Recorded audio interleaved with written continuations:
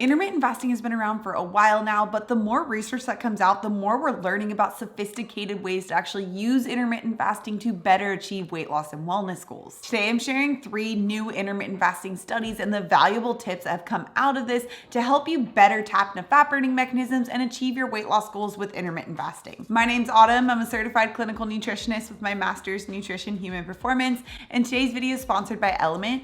More on them in a bit. Okay, so these first 2 studies have to do with something called early time restricted feeding. Now, back in the early days of intermittent fasting, even just like 5 years ago, everyone was just trying to push their fast to as late as they possibly could. So that would be like 12 p.m., 2 p.m., 4 p.m., 6 p.m. So this meant the vast majority of people using intermittent fasting were eating almost all of their food pretty late in the evening. It would be pretty common to see windows of like 2 to 10 p.m. or like 6 to 10 p.m. But now we know that when you break your fast matters just as much, if not even more, than how long your actual fast is. And 2 studies came out in 2022 demonstrating exactly this. The first one studied weight loss and insulin sensitivity. This study included 90 participants, with a third of the participants in what's called early time restricted feeding, or ETRF, where they eat their meals earlier in the day and fast in the evening. And then there was this MTRF, or like middle of the day time restricted feeding group, which ate the majority of their meals in the middle of the day. And then the last group was the control. So the early time restricted feeding, or the ETRF group, would be eating their meals between something like 8 a.m. to 4 p.m. And the middle of the day would be more like the traditional 12 to 8 p.m., which is something that a lot of people are using. Now, this study found that the ETRF group, which were those who were eating their meals earlier in the day, actually had improved insulin sensitivity, which is a huge marker for metabolic health and metabolic flexibility. The ETRF group also had improved fasting blood sugar levels, whereas the MTRF group did not. And the early time restricted feeding group, or those who were eating earlier in the day, also had greater losses in body fat and overall weight,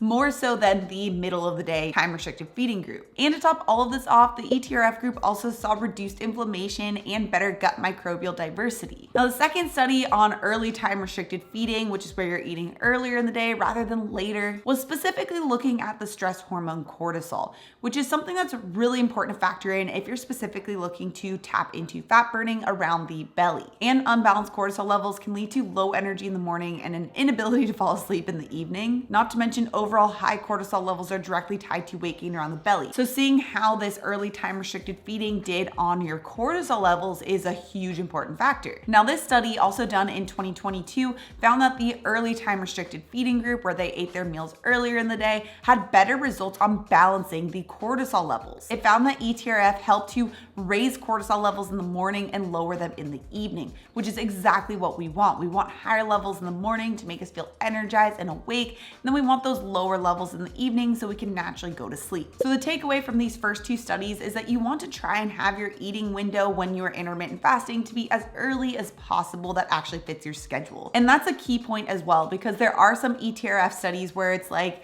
8 a.m. to 1 p.m. or 2 p.m. And for a lot of people, that's just not realistic, especially if you have a family and you actually want that social interaction, which is just as important for longevity as well. But the goal is to try and have your meals as early as makes sense for you and your schedule. So if you find that you've been having your eating window extend to 10 p.m. to allow for like maybe a couple of snacks later in the evening, but in reality, you could have your last meal end at like 6 or 7 p.m., then just shifting your window to allow for that earlier eating window time could be really beneficial. Now, before we dive into the third study, which covers a lot specifically about body recomposition and weight loss with intermittent fasting, I want to give a huge thank you to today's sponsor, LMNT. LMNT is an amazing electrolyte company that was created with intermittent fasting and lower carb eating in mind. I've been using LMNT electrolytes for years now, and they've really helped me with preventing headaches and muscle fatigue and low energy that are really common with intermittent fasting. I literally just don't even leave the house without them. Whenever I travel, I bring like at least 2 per day to make sure that I'm always covered, because it's just so easy to lose a lot of sodium and a lot of water during the fast that can cause a lot of those intermittent fasting symptoms. So having LMNT as my high quality zero sugar electrolyte makes it so that I can balance out my electrolyte levels and feel really great while also still achieving my wellness goals with intermittent fasting. I go back and forth on the different flavors that I'm obsessed with. Currently, it's been orange and raspberry salt, but I also love their lemon habanero, and their unflavored is always a classic as well. And right now, LMNT is offering my viewers a free sample pack with any order.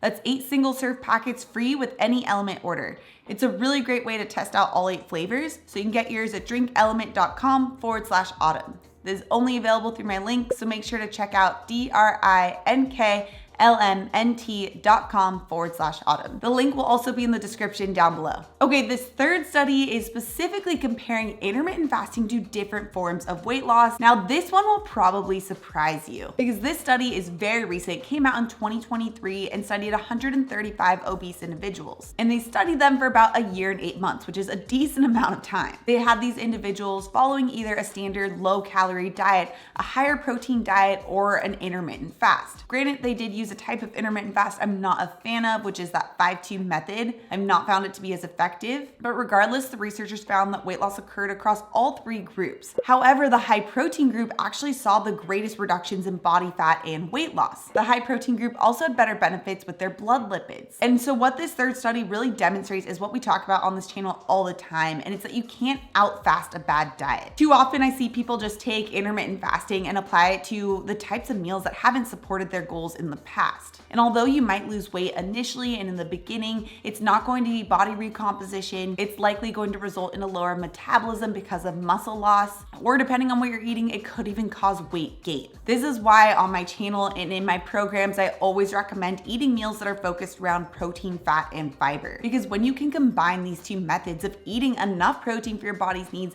and getting those benefits of intermittent fasting, this is where like the true magic comes in. Because now your body's able to feel more satisfied, to prevent sugar cravings, and to actually hold on to or even slightly increase muscle mass, which then just further increases your metabolic rate. You can't just fast and then break your fast with pizza and pasta and sushi and things that are going to really spike your blood sugar level, because these foods will raise the storing hormone insulin, shut off fat burning, and not help you to achieve your overall goals. And you're just not going to be feeling really great with that strategy because you're always going to be riding that blood sugar roller coaster and feeling hangry like every 2 hours. So to combine these 3 studies into a way that you can the most effectively apply your intermittent fast, you want to make sure that you're eating your meals as early as possible that actually fits your schedule, and you want to make sure that those meals are actually going to be rich in protein and support your body recomposition goals. In fact, you can check out the 10 best proteins to help you achieve your weight loss goals with this video next. Also, if you're new to my channel and you love this science-backed information, make sure you subscribe right here.